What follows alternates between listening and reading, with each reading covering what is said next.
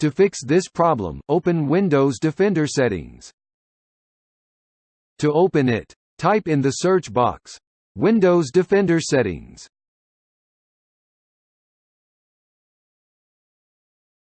Click the first result. Then, this Windows will open. In this window, click here. Open Windows Defender Security Center.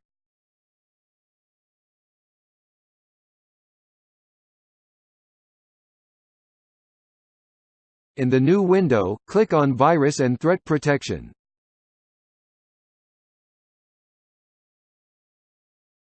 In the next window, click Virus and Threat Protection Settings. In this window, please move down and find Controlled Folder Access. Here, click on this link, Manage Controlled Folder Access.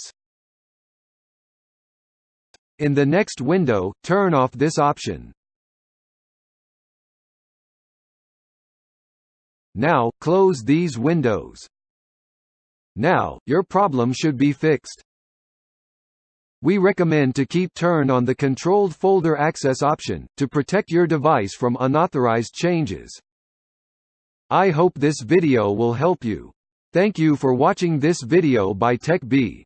Please like this video, and let us know your experience with this video by commenting below.